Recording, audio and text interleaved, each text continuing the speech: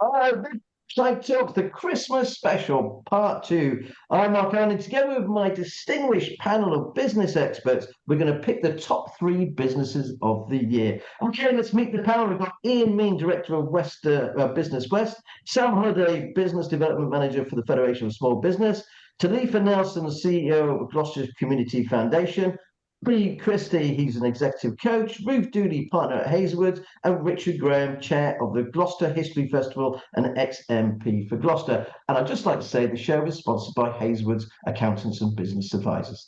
Okay, now, who should we start with now? Ian, let's start with you. Who is your third pick of your best business of the year for Gloucester? Not best business, but business of the year for Gloucester. Gloucestershire, sorry. Ian, Ian, cut your mics off. Yeah. My third pick is Creed Food Services, Mark, run by the Creed family, a great business. Recently got a massive £70 million cash injection. They believe in Gloucestershire. They've expanded now all over the country. So that's my third. Okay, right. Let's go to you, Sam. Who is your third, please? Well, you might expect me to go for a small business, but I will always do one big business. And I wanted to give it Ecclesiastical. Now, they're a company that's been around in this county for a long time. They employ 800 people, but I was struck by a story you did in November that they've just for the 20th time won an award for the fairest finance home insurance company in the country. And that's remarkable. I went on their website to look about a bit more detail about it, and they've won countless awards. They do loads of work for charity. They employ lots of people locally, and I think it's a great business. So Ecclesiastical for me.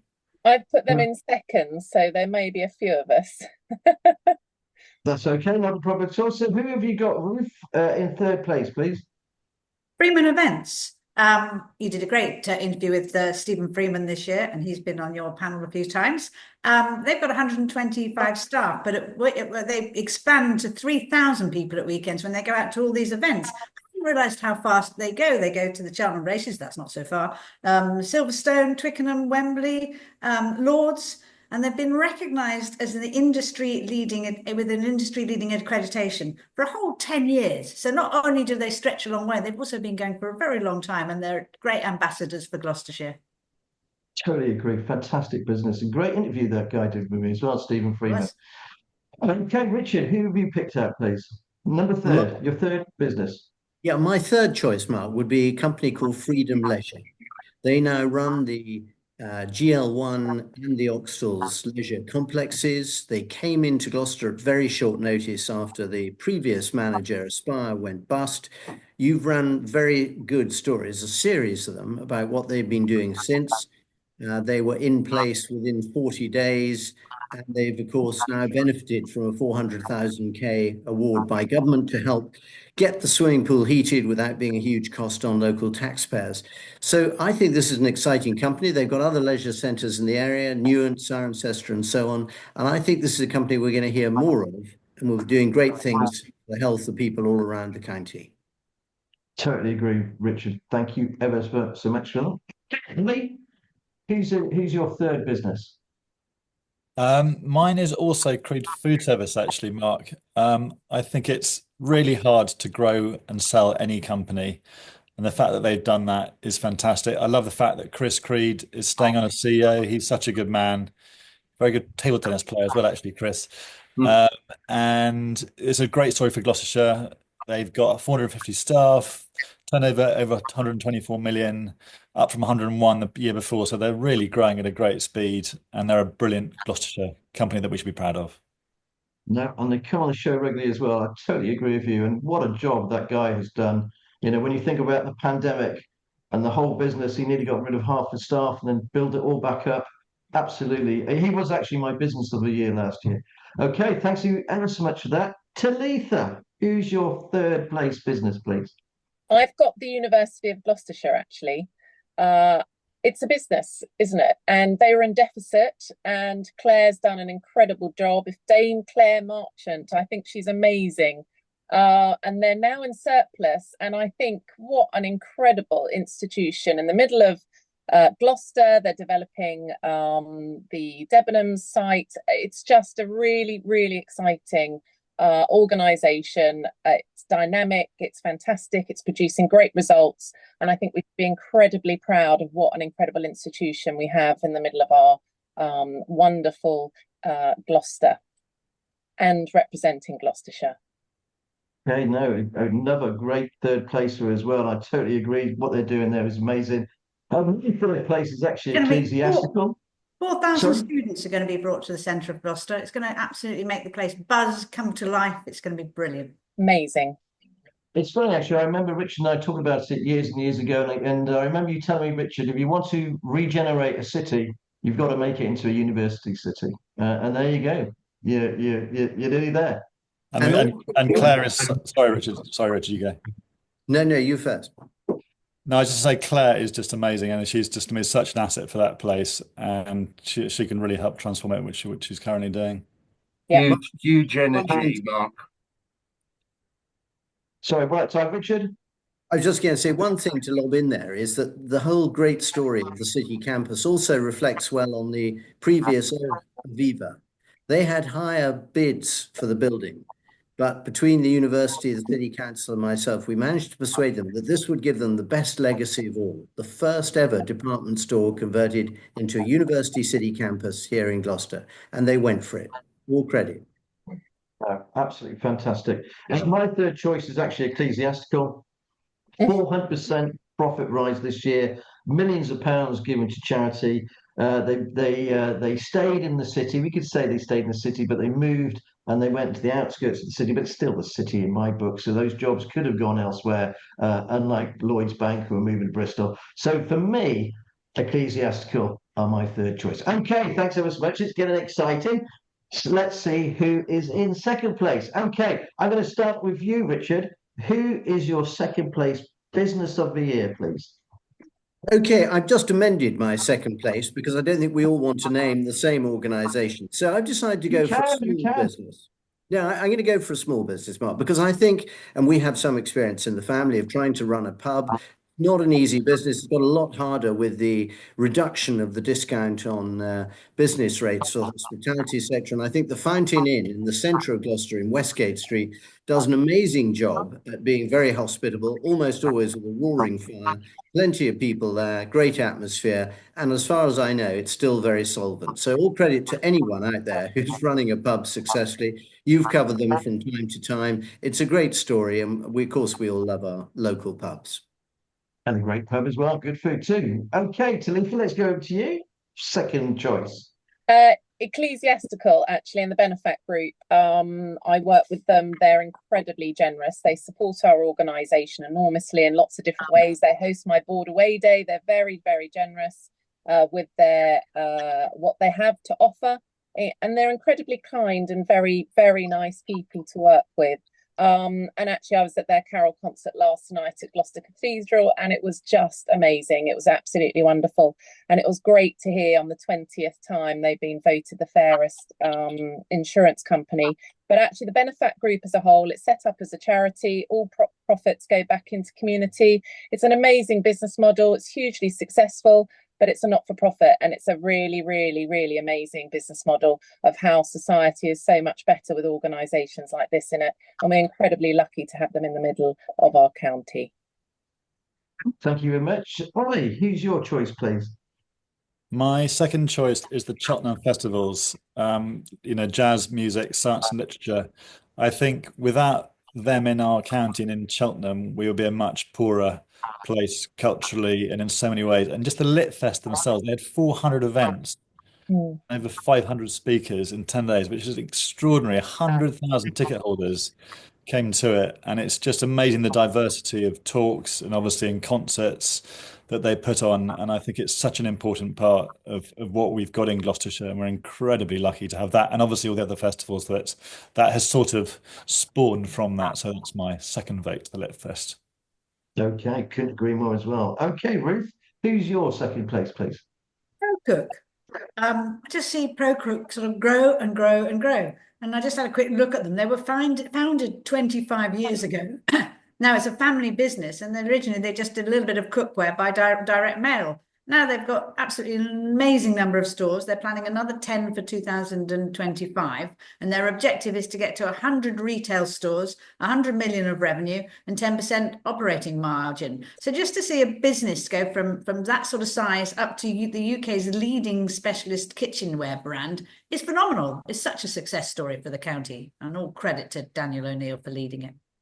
And a really nice guy who's learning to play paddleboard. I gave him a game the other week. Okay, right. Ian, let's go to you. What's yours, please? My second is Moog, mostly known by most people for doing the roof at Wimbledon, but they make servo valves, which are really important to virtually every plane in the world. This is a company that's recently invested 50 million into a new plant in Tewkesbury. The parent company is American. They employ 15,000 people worldwide. But in Tewkesbury, we've got generations of people who've worked for them. And they're an absolute powerhouse, as is Tewkesbury in this engineering area. Okay, thank you ever so much for that. I think last year, actually, Ruth, I think it was your choice as well, was Moog, wasn't it? And of course, they invested that 60 million quid into the factory there as well. Absolutely amazing. Okay, Sam, what's your second choice, please? Yeah, well, I mean, this year, one of the things that happened was we saw the end of the Let, which was a great sadness, but one of its brilliant legacies was my second choice, really, and that's our growth hubs. Now, there's 6 of them. They are businesses. They've got to sort of make money, but they provide the most incredible service to local businesses of all sizes. They are so well respected by the business community, and they're all different. And I think this year we saw the final one opened. We were over there, weren't we, to see the final one open at Cheltenham. And because of the nature of the FSB, I talked to colleagues all around the country, and no one has got growth hubs like Gloucestershire's got them. And it's an absolute jewel in Gloucestershire's crown. They are amazing. So they fully deserve it. So growth hubs for my second. Thanks, Sam, for that. What I really like about the growth hubs in each area is they link up with what's really going on with business there. So they share MX with Cynam. So in Cirencester, it's linked in with Farm 491 and the college there, the agricultural college. So it's sort of linking into what's going on in the different areas of Gloucestershire and playing to the strengths. So thank you for that. Really appreciate your nomination. No, I think they're absolutely fantastic. I wish I had a growth hub when I first started my business. I think I would have moved it a lot longer, bigger and quicker. Okay, thanks very much. My second choice is actually Freeman's Event Partners. You talked about it already, 100 million turnover, 125 staff in Gloucester, 3,000 on the weekend. They do Formula One, the Six Nations rugby. They did the Paris Olympics. And now already they're working in Saudi Arabia to help deliver the 2030 World Cup football. That's how far these guys are working ahead.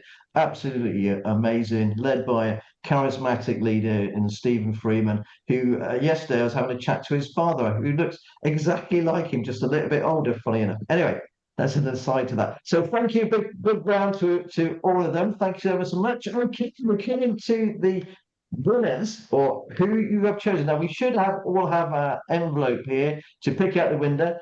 Okay, is your in first place business of the year? So my business of the year is Rocook. I think they're another great Gloucestershire success story. They've been growing year on year. They're opening so many stores. I think they've opened 4 new stores in the first half of the year. E-commerce up 9%, gross profit up to 18 million. And then their new premises, depot and offices on the N5 is I drove past it yesterday actually, and it really stands out with their so grayscale tapering. And it's just fantastic to have a company like that making high quality products as well, sold all over the UK. So we should be very proud of them. So Procook's my number 1. Okay, thank you very much. Ian, who's yours, please? Right. My number 1 is Renishaw. Renishaw is Gloucestershire's biggest private company. We heard only this week of the death of their co-founder, Sir David McMurtry, an absolutely amazing man, not as an engineer, but also as a huge enthusiast for young people. Renishaw probably have more apprentices than any other firm in Gloucestershire. The big thing here also is growth.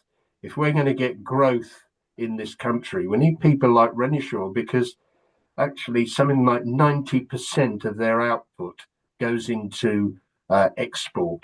Amazing company, over 5,000 people, and he was an absolute titan in the world of business. Okay, and a really nice chap as well. Met him a couple of times. Always had time. Always had time for you. Thank you ever so much for that, Ian. Okay, let's go to you now, Ruth. Who have you picked out for your number one slot? I'm the same as Ian. So I have Renishaw in my number one spot. But before I just go on to that, I just have to do an apology to the Royal Agricultural University. I just called them an agricultural college in my last piece, and actually they're a university. So I do apologise. As soon as I said it, I thought I got that wrong. So apologies, RAU. Anyway, why Renishaw? Well, for the reasons that Ian said, but they also do something which was very special for me this year. And that's the America's Cup. I don't know if you know, but they were very involved with with Sir Ben Ainsley and his team in terms of taking on the I think it was the Italians in the final, but helping through all that time to support them with 3D printing for the yacht's parts. And they were there in Barcelona. Their support team were there right on hand while the America's Cup was going on to give their assistance. So it just has an amazing range of applications for that fantastic technology. And I had a look at the history of Renishaw, and it was founded in 1973, so it's been around in the county for a very long time. But as Ian said, you know, what Renishaw have done with apprenticeships, and also visiting their premises and going around the absolutely amazingly squeaky clean factory that is so divorced in terms of what you expect factories to be. It was like a science lab, and then it brings me back again to the Gloucestershire economic plan, built on innovation, driven by heritage, and that's built on innovation. So absolutely fantastic business. Okay, thank you for that, Ruth. Okay, Talitha, who is your number one for this year, please? I'm the Robert Hitchens Group. I think they're a very humble organisation that many probably don't know just the impact they've had on the county. They've been around since 1958. They've delivered thousands of homes. They formed over 60 years ago, medium-sized business. But in terms of their CSR, it's quite fascinating. Obviously, I deal with them one-to-one. But both on a business level, they delivered over 76% of their supplier spend and contracts to Gloucestershire businesses. So in 2023, they make sure that they support on their doorstep. Now, I'm a massive, massive person for place-based. You know, if we can keep our economy thriving locally, place-based funding goes with place-based business model. I think they're a fantastic model for business. But on the other side, and they're very humble about this, but just to shout about, over the last 10 years, they've delivered over £500,000 of cash into our charity sector. They've supported 130 grants. They put enormous amounts of money into the sector that I think for a medium-sized business, I don't know any other business that really gives to that level. So I really need to shout about them because they're an amazing family business that really are what Gloucestershire's about. They support businesses and they support people. So we have a thriving county for all. Okay, thank you very much. You are right. And they don't like to flag that up too much, do they? Okay, let's go to you, Richard. What have you picked out for your number one business of the year?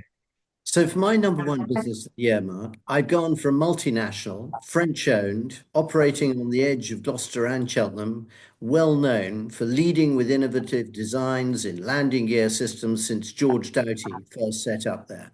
This is, of course, Safran Landing Gear Systems, but also their maintenance and repair facility, the MRO business, which you covered only, I think, in October about their £1 billion expansion, not all in Gloucester. But this company offers some of the best opportunities, apprenticeships, jobs, whether graduate or other, for young people, and they're modernizing. And we'll see that in the shape of that old, well-known, much-loved Art Deco building, which is going to modernize too to reflect the sort of business they are today. Every single Airbus flying has got saffron landing gears. We can see them in the sky literally every day. And this is a jewel in our crown. The aerospace sector is massively important, as Ian highlighted with Moog earlier, but saffron for me is the business of the year, and it's expanding fast. And I think the Okay, thank you. statistic is that it's that in the world, every second a plane lands with saffron landing gear. It's a Wow, great story. wow, that's absolutely amazing. Okay, thank you for that. Okay, that leaves you, Sam. What have you picked out for the business of the year, please? Well, there's been so many great choices, but I wanted to be a small business, an actual collection of small businesses. So I've chosen the Gloucester Food Dock, which I think is a wonderful thing. I mean, it's just past its first anniversary, and I was at a meeting the other day, and they were talking a bit about it. And some of those people had never been in business before. Some of them had never had a kind of a restaurant or an eating facility before. They're all young. They're all got different ideas.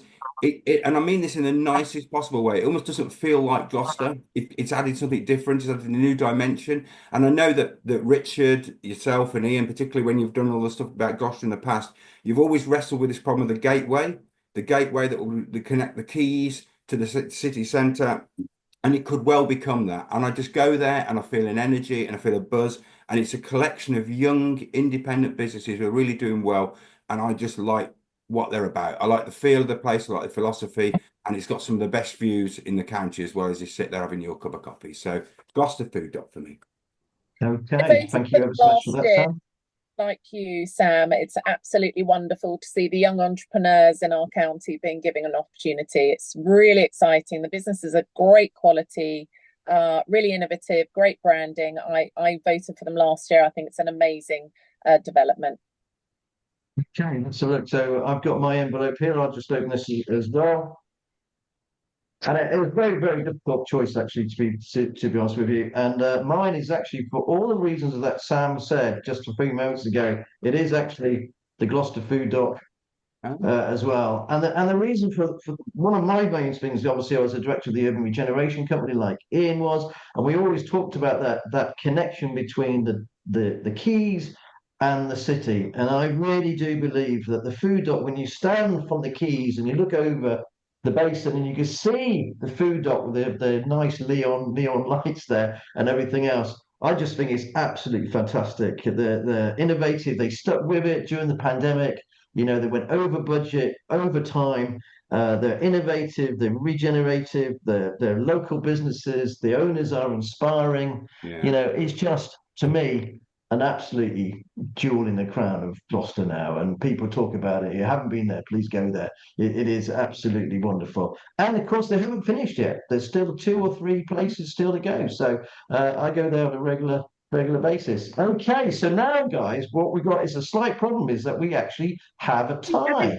I think we ought to ask Richard who his dog thinks is the business of the Yeah, the dog has very strong opinions on a number of things, but she particularly enjoys doing hoovering up exercises around the docks. So I think she's had some ice cream on the ground somewhere by Food in the Docks.